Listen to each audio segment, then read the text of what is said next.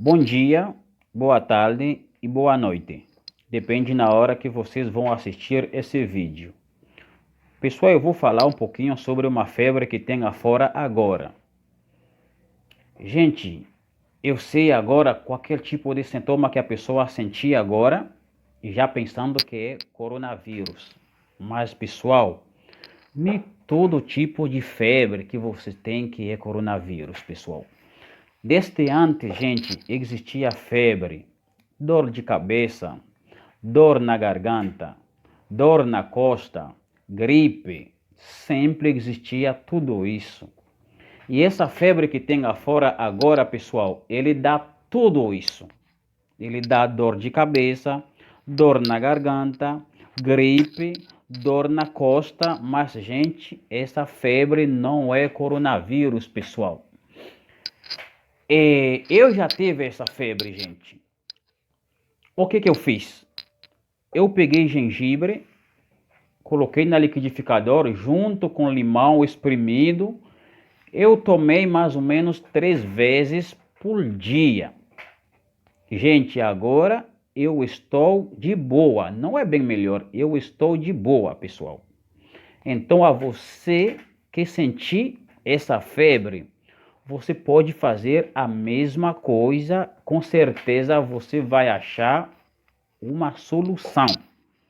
Agora, se você fez isso, não achou nenhum tipo de solução, não ficou melhor, bom, você pode ver um médico.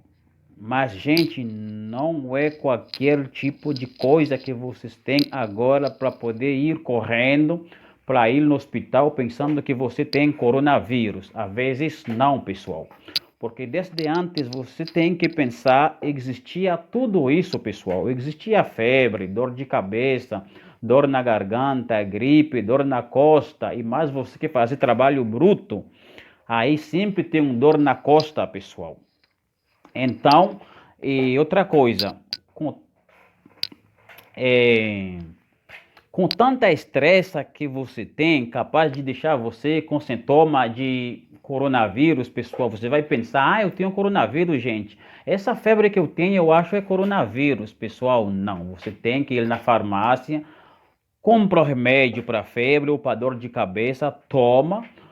E também você faz esse remédio, compra gengibre, bota na liquidificador junto com limão espremido, bate tudo junto e toma. Com certeza, gente, você vai achar uma solução com essa febre que tem aqui afora agora. Esse é meu conselho para você, gente. Porque às vezes você foi correndo no hospital, gente, você não sabe o que podia acontecer. Às vezes tem muita gente, segundo o que eu escutei falar, às vezes a pessoa chegar no médico lá no hospital, não tinha coronavírus. E de repente, lá no hospital, você é capaz de infectar com coronavírus, gente. Então, vocês têm que cuidar muito. Antes que você for no médico, você tem que fazer todo esse remédio caseiro em casa para ver se não vai achar uma solução com essa febre que tem afora, pessoal. Então, meu conselho é isso, pessoal. Muito obrigado para vocês que vão assistir esse vídeo. Obrigado. Agora vou falar crioulo. Ok. Et bonjour, bon après-midi, bonsoir ou bonne nuit. Bon, dépend de l'heure où pour regarder vidéo. Et qui ça me parler de vidéo ça? C'est un fièvre qui gagne de yo a cunha. Et fièvre ça, c'est qui ça? Qui est fait le fait non? Li bon grippe, li bon tête fait mal, li bon douleur dans dos, et li même fait gorge ou fait mal. Gen an pile moun qui gen la fièvre ça, yo même pensé yo gen corona. Et avec moun tellement stressé dans moment, ka même fait ou penser que ou gen corona. Ou ka senti quelques symptômes qui faut même penser c'est corona ou fait et pourtant c'est pas vrai. C'est une fièvre qui dit yo a forme ou bien c'est tout le monde qui a prélé me dit comment yo senti yo gen fièvre bagay ça yo. Moi même tout moi té gen fièvre là tout. C'est qui ça me fait? Moi prends gingembre, moi mette dans un blender, moi blender ensemble avec citron, moi bois. Et c'est ça moi fait, faut bien dire qu'on y est là moi joindre une bonne solution avec fièvre là. Fais ça boire pendant 3 fois par jour, moi crois que ou capable de jouer une solution avec fièvre ça. C'est pas tout symptôme et pas tout symptôme que ou senti pour courir aller à l'hôpital pour dire gen corona. Mes amis, c'est pour nous faire prudent. En pile moun yo dit que c'est dans l'hôpital yo même yo rivé affecté avec corona. Parce que depuis longtemps, mes amis, faut songer que il était toujours existé grippe, tête fait mal, douleur dans gorge, corps fait mal, surtout même quand fait gros travail, quand lever bagay lourd dans travail yo. C'est difficile pour dire, moi, par exemple, souffrir de fièvre, ou bien une tête fait mal, ou bien une douleur dans le corps. Et ça veut dire tout bagay yo te là.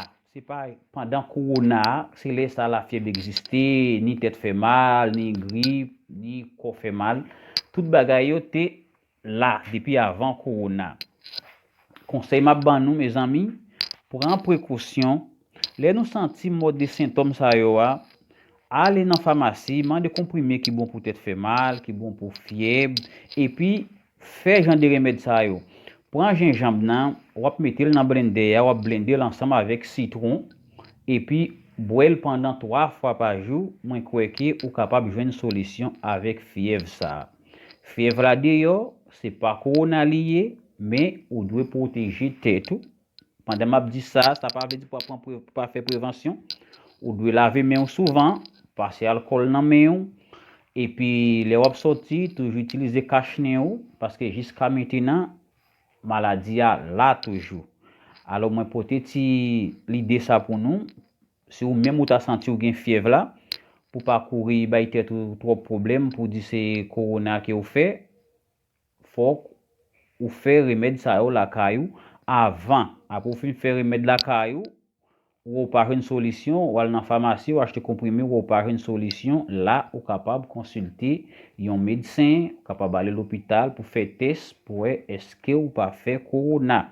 Mais jusqu'à maintenant si fièvre là t'a frappé ou pas courir penser c'est corona que ou fait parce que fièvre là l'idée yo parce que moi capable avoir là moi dire que moi t'ai gagné moi dire que remède que me fait et moi pas faire l'autre bagaille encore moi jouer une solution pour qu'on y a moi senti moi dans normalité moi.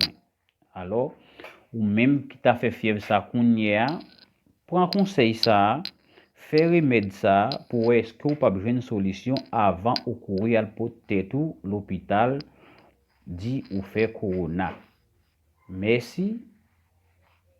C'est ça moi te porté pour nous aujourd'hui et à la prochaine m'a tourner avec une autre vidéo pour et m'a dit nous même là fin regarder vidéo partager vidéo avec un ami avec un frère ou n'importe mon nom partager vidéo ensemble avec lui pour nous s'il vous plaît et parce que n'a porté en pile information pour vous qui capable aider vous. Partager vidéo dans groupe ou connaître c'est difficile pour joindre monde connaît pas gagner un groupe WhatsApp ou bien Facebook et bien n'a demandé ou même qui gagne un groupe partager vidéo pour nous pour plus monde capable joindre information. Merci, c'était amis ou à la prochaine.